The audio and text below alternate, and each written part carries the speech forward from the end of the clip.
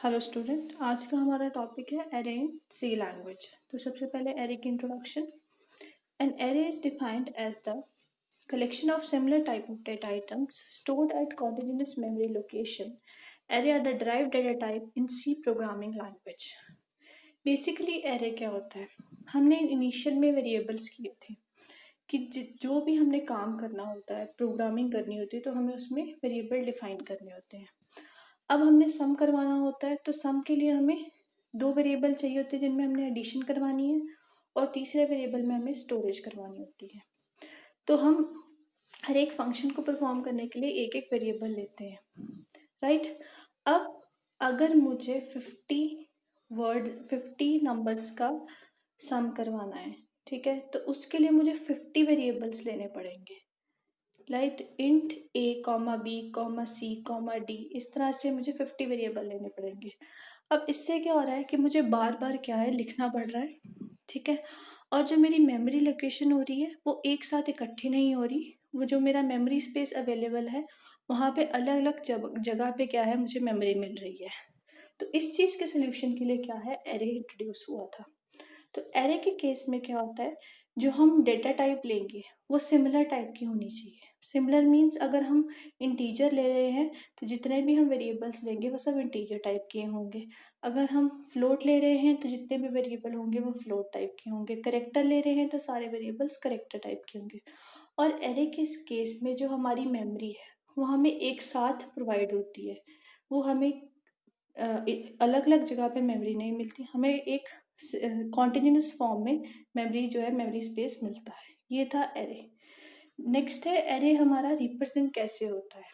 तो एक डायग्राम है कि एरे जो है उसकी जो इंडेक्सिंग है वो 0 से स्टार्ट होती है। अगर मैंने एरे की रेंज 5 ली है तो वो 0 से स्टार्ट होगी, 0 1 2 3 एंड 4। तो 0 से 4 हमारे 5 हो गए। तो यहाँ पे जैसे 9 हमारी लेंथ है एरे की, तो फर्स्ट इंडेक्स उसका 0 होगा, लास्ट इंडेक्स उसका 8 होगा। और ये जो वैल्यूज़ हैं ये उसमें वैल्यू स्टोर है उन इंडेक्स में कि एरे की कितनी वैल्यू है। नेक्स्ट है डिक्लेरेशन ऑफ एरे। अब डिक्लेरेशन क्या होती है, जो हमारे एरे का सिंटेक्स रहता है। अब हम किस तरह से डिक्लेयर करेंगे। अब सिंपल वेरिएबल तो हम कैसे डिक्लेयर करते थे, int A, it means a variable किस टाइप का है, इंटीजर टाइप का। अब हम एरे को किस तरह से डिक्लेयर करेंगे, data type, array name, array size. Example लिया जैसे इंट मार्क्स स्क्वायर ब्रैकेट में 5 सेमीकोलन। इसका मतलब है इंट यहाँ पे डेटा टाइप है, ठीक है। मार्क्स जो है वो मेरे एरे का नेम है, और 5 क्या है उस एरे का साइज है, राइट। अब मैंने मार्क्स नाम का एरे लिया है जिसका साइज क्या है 5, जो 0 to 4 तक उसकी लिमिट होगी। नेक्स्ट है initialization of C array. The simplest way to initialize an array is by using the index of each element. We can initialize each element of the array by using the index.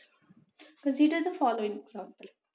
हमने पीछे range ली थी array की 5, तो वो किस तरह से उसमें वैल्यू स्टोर होगी।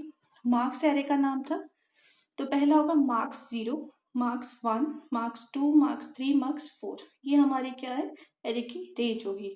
अब जो 80 60 70 85 75 है, ये क्या है इन इंडेक्स पे हमने वैल्यूज दी हैं, ठीक है। नेक्स्ट है हमारा एरे का प्रोग्राम। तो एरे का प्रोग्राम किस तरह से होगा, ये डिस्प्ले करवाने के लिए है 5 वैल्यू को। इधर 5 की अगर मैं 10 लूँगी तो मेरी क्या होगी 10 वैल्यू डिस्प्ले हो जाएगी, बस मुझे उन वैल्यू को क्या होगा इनिशियलाइज भी करना पड़ेगा। तो सबसे पहले हमारी हेडर फाइल आ गई, ठीक है। हमने सिंपल stdio ली, standard input output header file ली है। देन हमारा मेन स्टार्ट हो गया है। देन इनिशियली मैंने आई को क्या लिया है यहाँ पे int I equals to 0। Then int marks की लिमिट कितनी ली है हमने 5। एक आई लिया है वेरिएबल इंटीजर टाइप का जिसकी वैल्यू को हमने 0 दी है इनिशियली, और फिर हमने क्या किया है एक एरे डिक्लेयर किया है जिसका साइज कितना है 5। अब उसके डिफरेंट जो उसकी इंडेक्सिंग है, जितनी वैल्यूज है उनको हम वैल्यूज दे रहे हैं। फर्स्ट मार्क्स 0 पे 80 वैल्यू स्टोर है, मार्क्स उसकी सेकेंड लोकेशन पे 60, थर्ड लोकेशन में 70, फोर्थ लोकेशन में 85, देन 75 वैल्यू स्टोर्ड है। देन अब क्या होगा, उस वैल्यू को हमने डिस्प्ले करवाना है, ट्राइवर्सल ऑफ एरे। तो फॉर लूप लगी है, आई को इनिशियली हमने क्या है 0 लिया हुआ है, इंटीजर टाइप का आई वेरिएबल लिया था हमने स्टार्टिंग में। देन उसकी रेंज रखी है i less than 5, then i increment. तो सबसे पहले जब आई 0 है, 0 लेस देन 5 क्या होगा हमारा करेक्ट होगा। तो मार्क्स आई में क्या आएगा, मार्क्स 0, तो हमारी पहली वैल्यू डिस्प्ले हो जाएगी। देन हमारा जब इंक्रीमेंट होगा तो 0 में +1 होगा तो 1 बन जाएगा, 1 लेस देन 5 करेक्ट है। सेम हमारी क्या होगा, नेक्स्ट हमारी लूप चली तो हमारी सेकेंड वैल्यू डिस्प्ले हो जाएगी। इस तरह से जब 4 लेस देन 5 होगा तब भी हमारी कंडीशन ट्रू है। इसमें हमारी फिफ्थ इंडेक्सिंग की वैल्यू जो है वो डिस्प्ले हो जाएगी। जब हमारा 5 लेस देन 5 आएगा उस केस में आके हमारी जो फॉर लूप है वो टर्मिनेट हो जाएगी, क्योंकि हमारी कंडीशन क्या है वो फॉल्स हो जाएगी। नेक्स्ट है हमारी advantages of an array in C.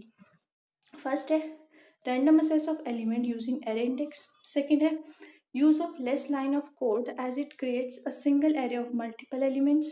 Third, easy access to all the elements. Fourth, traversal through the array become easy using a single loop. Fifth, sorting become easy and it can be accomplished by writing less lines of code. अब कहाँ हमें एक साथ 5 या 10 variable define करने पड़ते थे, वही चीज़ हमने क्या है एक सिंगल लाइन में हमारी क्या होगी डिस्प्ले होगी।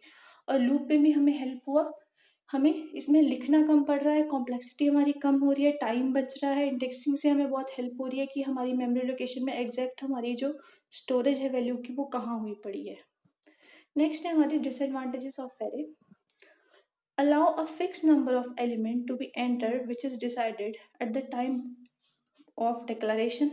Unlike a linked list, an array C is not dynamic. Second, insertion and deletion of element can be costly since the elements are needed to be managed in accordance with the new memory location.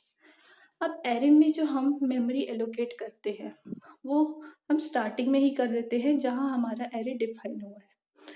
अगर हमें बाद में extra memory चाहिए, जैसे मैंने array define किया है 10 की रेंज का, बट मुझे 15 वेरिएबल चाहिए, तो मैं उसमें बाद में चेंजेस नहीं कर सकती हूँ। ये एरे की एक ड्रॉबैक है। सेकंड, अगर मुझे इन बिटवीन कोई एलिमेंट इंसर्ट करना है या डिलीट करना है तो भी एरे में प्रॉब्लम रहती है, क्योंकि अगर हम उनकी पोजीशन एलिमेंट्स की फिक्स है, अगर हम कोई भी वैल्यू चेंज करते हैं तो उससे पूरा का पूरा एरे हमें मूव करना पड़ेगा, जो कि एक कॉस्टली प्रोसेस है। आई होप आपको बेसिक एरे की इंट्रोडक्शन समझ आ गई होगी। किसी क्वेरी के लिए आप मुझे कॉन्टैक्ट कर सकते हैं। Thank you.